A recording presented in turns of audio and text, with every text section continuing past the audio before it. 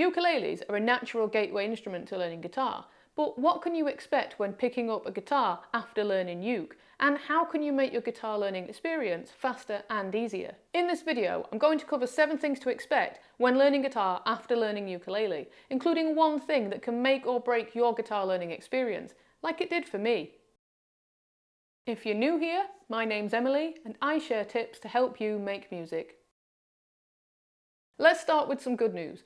You can already play guitar, well, parts of it anyway, because you can turn your guitar into a ukulele. All you need to do is put a capo on the 5th fret. Then all of the fretboard below there for the top 4 strings is the same as a ukulele. So if you put a capo here, you can play those top 4 strings using the same chord shapes that you would on a ukulele, and it will still work.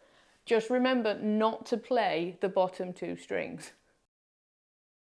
One thing ukulele doesn't prepare you for when you move to guitar is playing with a pick. This is something that is just going to take practice. I knew that plectrums came in different thicknesses, but I didn't realise that they came in lots of different materials and lots of different shapes as well. For example, here I've just placed one of my picks over another one, and you can see that the black one is a lot wider than the one in front of it. It's also a lot thicker too. That makes a difference in terms of how it feels in your hand, but also how easy it is to navigate between the strings and the type of sound it makes when it hits them. So while you're in a store checking out the guitars and the ukuleles, have a look at the picks as well and see if you can try some out. One of the things that makes ukulele more accessible than guitar is the lower string tension, which makes playing bar chords much easier on the ukulele than it is on the guitar. But the hand strength that you develop on the ukulele playing bar chords is absolutely relevant to playing bar chords on guitar, and it makes them so much easier. Instead of battling through with playing bar chords on guitar, I'd suggest that you work on that hand strength on your uke first. Funk is an amazing way to practice playing bar chords on the ukulele. Have some of the notes as a percussive sound and some as a full bar, and I like to mix them up to make it sound quite fun. For example,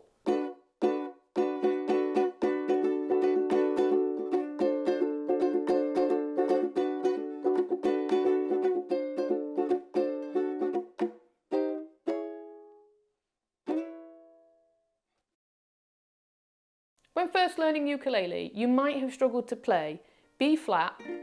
Fortunately, you didn't struggle to play F, which is one of the most common chords used in pop music. However, it's very hard to play this on guitar. This is an F chord on guitar. To play it, you bar the 1st fret and then use your other 3 fingers on the 2 frets below that. It will take some time to learn how to play the full F bar chord on guitar and be able to switch between it and other chords really quickly. However, there are other ways to play F which will get you by while you're still learning the bar chord. The other common way to play F is the same way that you play a B flat on a ukulele. It's the same shape.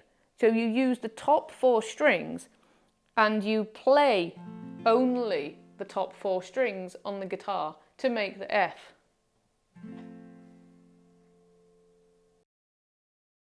Skipping out certain strings is one of the big differences you'll notice when you learn guitar after learning uke, because on a uke you generally strum all 4 strings as you play in open chords, but it's not the same with guitar. So for example, if you play a D on guitar, you only play the top 4 strings. It does take some getting used to, but it's a bit like when you learn ukulele, you need to know which strings to hold down and which frets. You just add in this extra thing of which strings do you play for each chord. The chord diagram boxes for guitar are the same as ukulele, just with a couple of extra strings. They're really helpful for knowing which strings to play when playing guitar.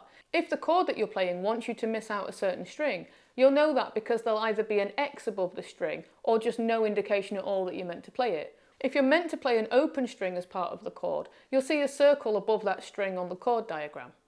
Learning the technique to miss out certain strings when you're playing guitar is actually quite easy if you've been learning ukulele for a while. It's just building on the skills you've already developed in learning how to strum your uke. But now you're looking at refining that technique and making it a little bit more detailed and accurate. Some guitarists put their thumb over strings that they're not using in a particular chord, so that if they do accidentally hit them while they're strumming, the notes won't ring out, they will just be kind of deadened. So for example, on this D, if I lightly touch the bottom 2 strings with my thumb, you can hear that they aren't ringing out. However, if I play the lower 4, then they do. So if I strum all of that together, it doesn't sound vastly different. However, if I wasn't muting them with my thumb, and I accidentally played these strings, then the chord sounds very different and really out of tune.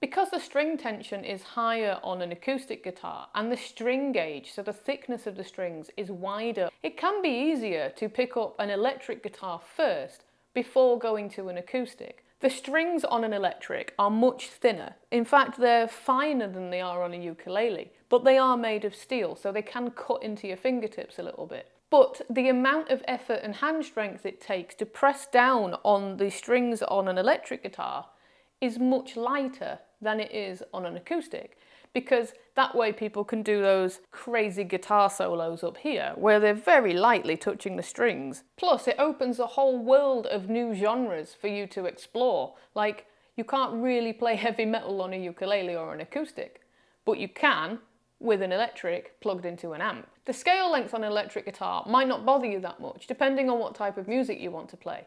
So the distance between the frets is obviously larger at this end of the neck.